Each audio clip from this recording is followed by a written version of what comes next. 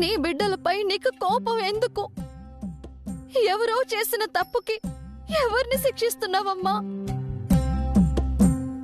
ఒక్క ప్రాణం కాదు, 2 ప్రాణాలు కాదు, 5 ప్రాణాలను బలి తీసుకున్నావు.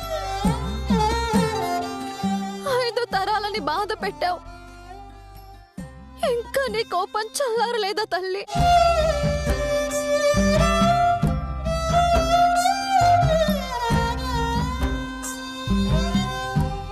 ఇంకా ఎన్నాళ్ళు ప్రాణాలను బలి తీసుకుంటావు?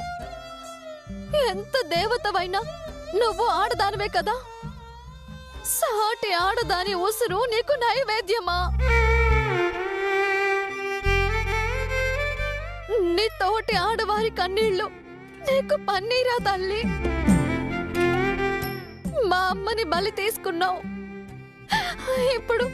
ఇప్పుడు నా ఆడపడుచుని బలి కోరుతున్నావా తల్లి? వదిన అంటూ ప్రేమగా పిలిచేది. నువ్వు సంతోషంగా ఉంటే చాలు వదిన అనేది. అలాంటిది నా చేతులతో తనకి ఊరి బిగించాను. నా మనసారా తనని చావుకి అప్పగించాను. ఏ తప్పు చేశానని నాకీ పాపం అంటగట్టావు తల్లి. దానికి బదులుగా నా ప్రాణాలు తీసుకొని ఉండొచ్చు కదా. దివ్య, ఇప్పుడు అడుగుతున్నాను తల్లి, భిక్షం అడుగుతున్నాను. నీకు కావాలంటే నా ప్రాణాలు తీసుకో, సంతోషంగా ఇస్తాను. నా ఆడపడుచుని వదిలేయమ్మా. నన్ను తీసుకెళ్ళు.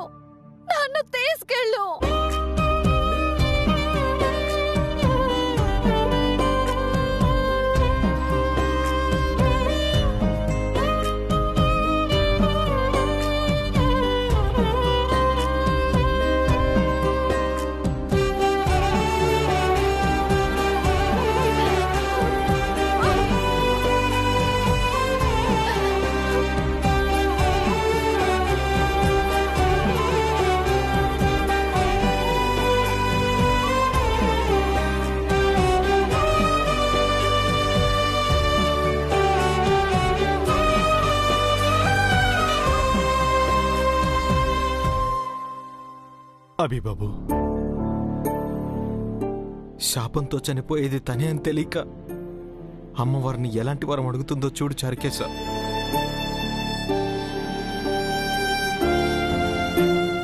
తన ప్రాణాలనిచ్చి శశిని కాపాడాలనుకుంటుంది. మరి తననెవరు కాపాడతారు? అన్నీ తెలిసి ఆ దేవతేమో మౌనంగా ఉంది. ఏమి చేయలేక నేను ఏడుస్తున్నాను. ఏం చేయాలి చారుకేశ? నిజం చెప్పి తనని సంతోషపెట్టినా నీ ఆడపడుచు క్షేమం నీకే శాపమని చెప్పనా? మీరలా చెబితే దివ్యమ్మ నిజంగానే సంతోషిస్తారు బాబు. శశమ్మకు తాను అన్యాయం చేయలేదని ఆనందంతో ప్రాణాలిస్తారు. కానీ వద్దు బాబు. దివ్య అలా కుమిలిపోతుంటే నేను చూడలేను చారుకేశ. చీమకు కూడా అపకారం చేయని నా చెల్లెలు తనని తాను హంతకురాలని అంటుంటే భరించలేకపోతున్నాను. నరకంగా ఉంది. నిజమే బాబు.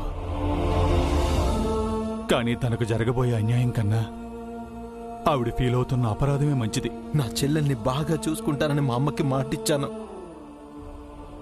దివ్య అంతలా క్షోభపడుతుంటే ఏమీ చేయలేక నిస్సహాయంగా చూస్తున్నాను. అమ్మ నన్ను క్షమించదు చారుకేశ, క్షమించదు.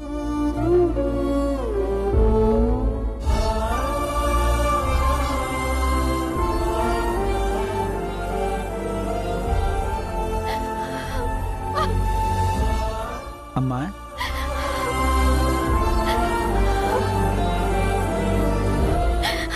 దేవతలు కూడా మనుషుల్లాంటి వాళ్ళేనా శాస్త్రి గారు? వాళ్ళకి కూడా పగలు, ప్రతీకారాలు, కోపాలు, ఆవేశాలు ఉంటాయా? లేదమ్మా. మనిషి జీవితం విధిని అనుసరించుంటుంది. దేవతలు కేవలం నిమిత్త మాత్రులు మాత్రమే. అంటే మనుషుల్ని కాపాడ్డానికి కాదా దేవుళ్ళు, దేవతలు ఉన్నది? మనుషులు కష్టాలు పడుతుంటే చూడటానికా? అప్పుడు మనుషులకి వీళ్ళకి తేడా ఏంటి? దేవుళ్ళు కూడా విధిని కాలాన్ని అనుసరించాలి కదమ్మా. సీతారాములు కష్టాలు పడలేదా? శ్రీకృష్ణుడు బాధలు పడలేదా? వాళ్ళు కూడా అన్నీ అనుభవించారు కాబట్టే మనకు ఆదర్శమయ్యి దేవుళ్ళుగా పూజలు అందుకుంటున్నారు.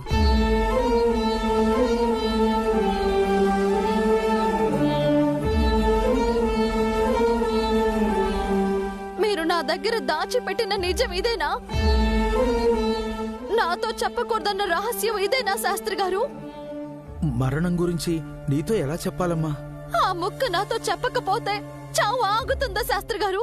చావుని ఆపలేకపోవచ్చు, కానీ నీకు బాధ లేకుండా చేయగలం కదమ్మా. అభిబాబు, శాస్త్రి గారు వచ్చారు. దివ్యమ్మకి అసలు నిజం చెప్పేస్తారేమో. పదండి, పద. బాధ లేకుండా ఎలా ఉంటుంది శాస్త్రి గారు? ఎప్పుడు బాధపడుతున్నాను కదా, చావు గురించి బాధపడుతున్నాను కదా. అందుకే చెప్పలేదమ్మా. ఎంతటి ధైర్యవంతులైనా మృత్యువు సమీపిస్తుందంటే భయపడతారు. అవును శాస్త్రి గారు, శాపంతో తన ఆడపడుచు చనిపోతుందని తెలిసి దివ్యమ్మ బాధపడుతున్నారు. తరతరాలుగా శాపం ఇంటి కోడళ్లను బలి తీసుకుంటుందని దివ్యమ్మ కిందాకే తెలిసిపోయింది.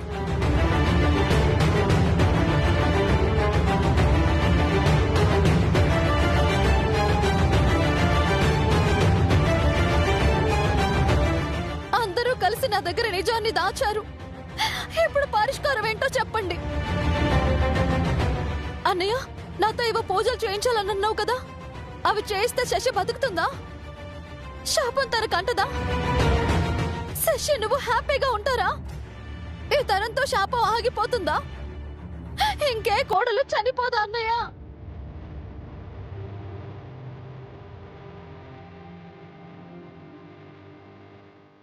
ఎవరో ఒకరు సమాధానం చెప్పండి. జరగబోయే చావుని ఆపేది ఎలాగా?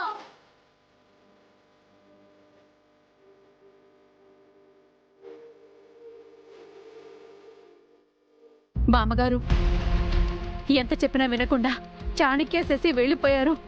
ఇప్పుడేం చేద్దాం బామ్మగారు? చెయ్యడానికి ఏముంది వదినా? మన ప్రయత్నం మనం చేశాం. ఇప్పుడు ఆ దేవుడే చూసుకోవాలి. ఏం చేశారు మీరు? వాళ్ళున్నప్పుడు ఒక్క మాట మాట్లాడలేదు. బానే ఉంది, పెద్దవారు మీరు మాట్లాడుతున్నారని మేము మౌనంగా ఉన్నాము. అది తప్ప బామ్మగారు?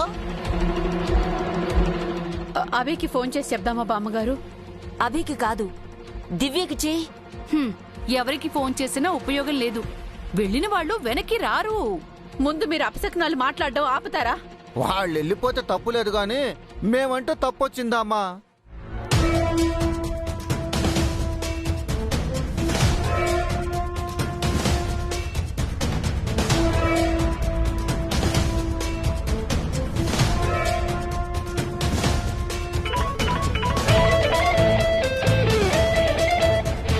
దివ్య ఫోన్ ఇంట్లోనే ఉంది బామ్మగారు. అయితే చారు కేసుకి చెయ్యి.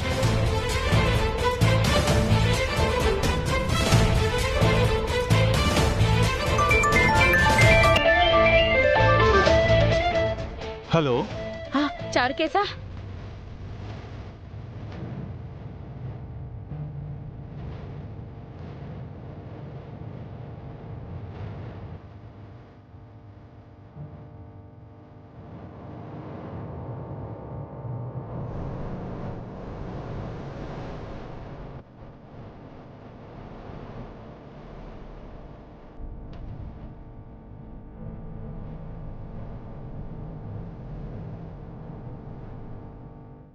ఏమని చారుకేశా? చాణక్య సారు శశమ్మ ఇంటి నుంచి వెళ్ళిపోయారంట బాబు.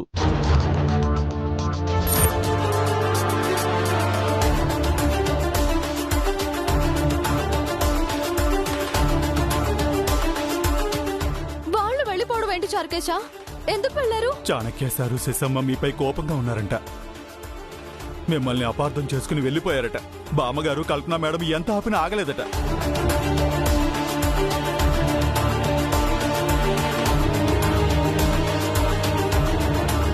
ఏం చేద్దాం బాబు? దివ్య, దివ్య ఆగు, ఎక్కడికి వెళ్తున్నావు? దివ్య,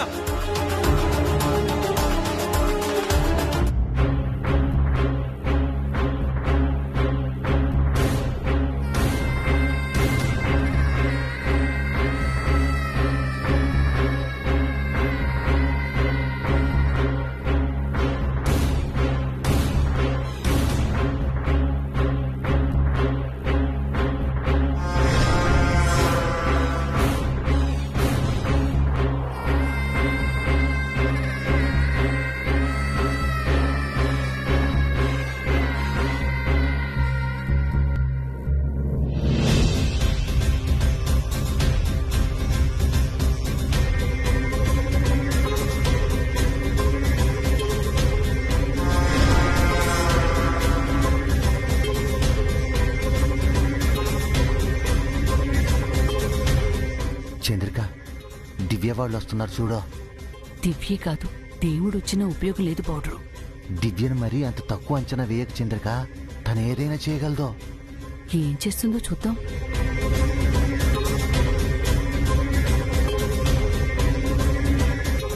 ఏం జరిగింది జడ్జి? రాత్రి శశి మెడలో తాళి కట్టింది నువ్వేనా?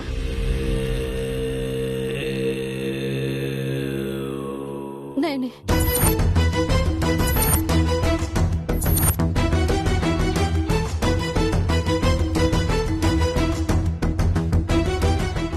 ఎందుకు చేసావే? పెద్దవాళ్ళం మాతో ఒక్క మాట అయినా చెప్పాలి కదా. అంతా నీ ఇష్ట ప్రకారమే చేస్తావా? ఈ విషయం చాణక్యకి తెలిసిపోయింది. చారుకేశ మొత్తం చెప్పాడంట. సారీ దివ్యమ్మా, చాణక్య సార్ ఫోర్స్ చేసేసరికి చెప్పాల్సి వచ్చింది. ఆవేశంతో చాణక్య నీ మెళ్ళో తాళి కట్టాడని నువ్వు పగబట్టి కోపంతో అభి శశి మెళ్ళో తాళి కట్టేలా చేసి ప్రతీకారం తీర్చుకున్నావని చాణక్య నిన్ను అపార్థం చేసుకున్నాడు. తన మీద ఇష్టంతో అభి తాళి కట్టలేదని కోపంతో కట్టాడని శశి కోపడుతోంది. ఇక ఇంటి మొహం చూడనని, ఇంటితో ఏ సంబంధం లేదని ఇద్దరు వెళ్లిపోయారు. నీ ఇష్టానికి అభి పెళ్లి చేసి ఇప్పుడు నీ కాపురానికి కూడా ఎసరు పెట్టుకున్నావు కదే. నీ వెకిలి చేష్టలతో ఈ ఇంటి పరువు గౌరవం మంట కలిపావు. ఈ విషయం బయటకు పొక్కితే ఈ కుటుంబ ప్రతిష్ట, వంశ గౌరవం ఏం కావాలి? ఏముంది, భర్త వదిలేశాడని దివ్యని, భార్య వదిలేసిందని అభిని అందరూ చులకనగా చూస్తారు, మొహాన బుమ్మేస్తారు.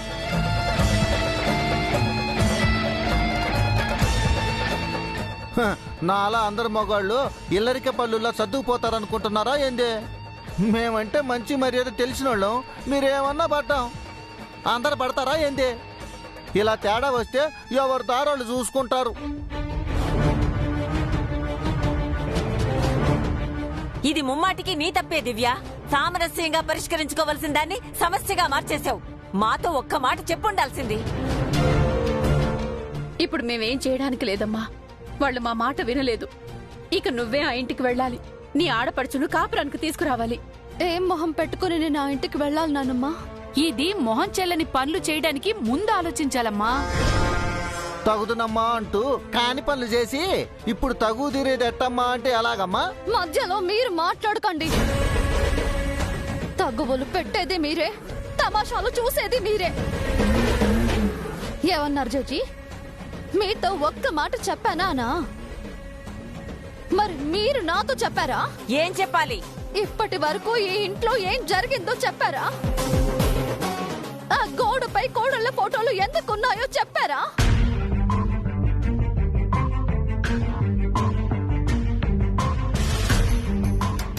మా అమ్మ ఎలా చనిపోయిందో చెప్పారా?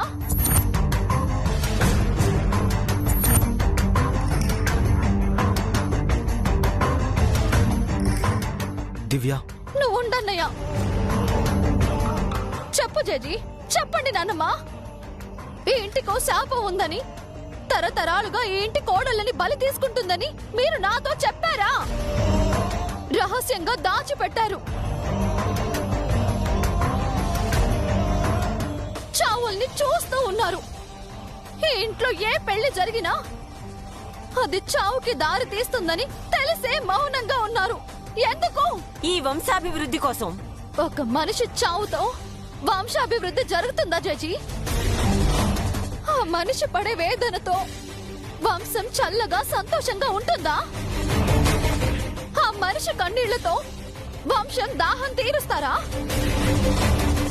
ఆ సమాధులపై ఇల్లు కడతారా? చెప్పండి.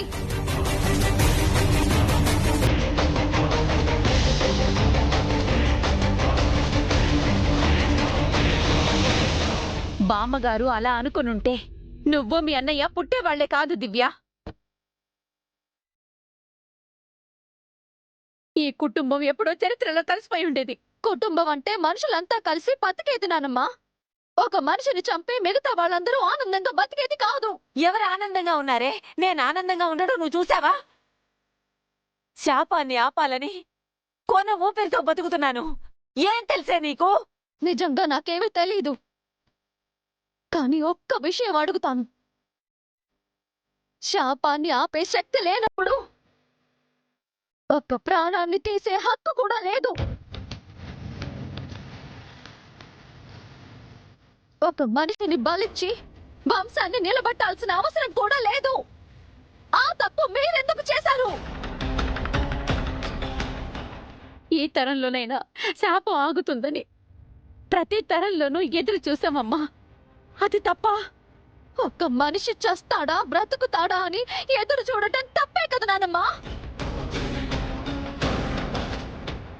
నాకు అన్నయ్యకు మన ఆస్తులు ఎన్నున్నాయో చెప్పారు. అలాగే ఆపదల గురించి శాపాల గురించి చెప్పుండాల్సింది. అది దాచి ఇంకా పెద్ద తప్పు చేశారు. మనం మన కుటుంబం సరిదిద్దుకోలేని తప్పిది.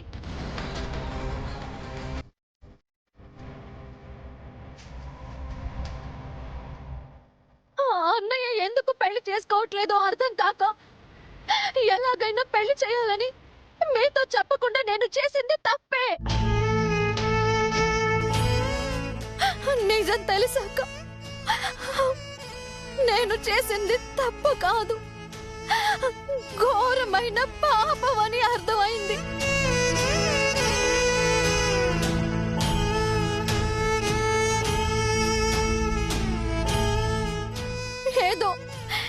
ఏదో పగ ప్రతీకారాలతో ఉన్నారని వాళ్ళు అర్థం చేసుకున్నారని మీరు చెప్పారు. ఇప్పుడు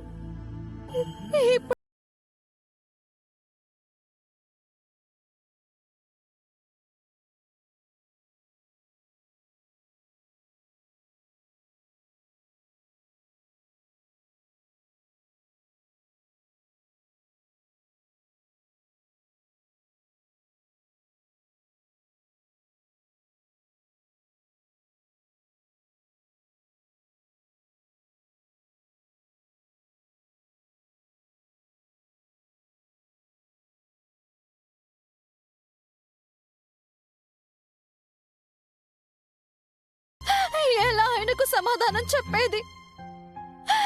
ఆ శాపమేదో నాకొచ్చినా బాగుండేది. అమ్మ దివ్య, అన్నయ్య, నరకంగా ఉందన్నయ్య. ఈ విషయం తెలిస్తే అమ్మ నన్ను క్షమించరు. దేవుడు కూడా నన్ను క్షమించడు. ఏం చెయ్యాలో అర్థం కావటం లేదు. ఇప్పుడు ఆయనకి శశికి నేనేం చెప్పాలన్నయ్య? వాళ్ళని ఎలా వెనక్కి తీసుకురాను? ఎలా వెనక్కి తీసుకురానన్నయ్య?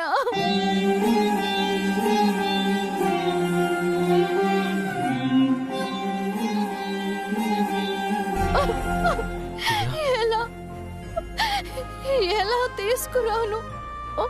దివ్య, ఎలా తీసుకురాను? దివ్య జరిగేసా చూడు.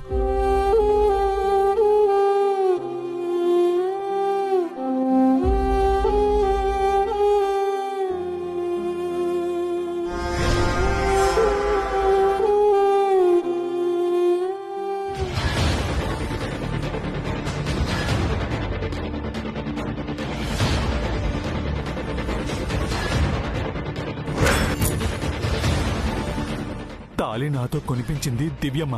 మీరు శశమ్మకు వేరే పెళ్లి చేస్తానడంతో ఎలాగైనా అభిబాబుకు శశమ్మకు పెళ్లి చేయాలని నాతో నిన్న తాళి కొనిపించి ఈ రోజు పెళ్లి జరిగేలా చేశాను. వామ్మో, దివ్య కూడా తక్కువదేం కాదమ్మా. మీ అన్నయ్య తన జీవితాన్ని నాశనం చేశాడని తను నీ జీవితాన్ని నాశనం చేయాలనుకుంది.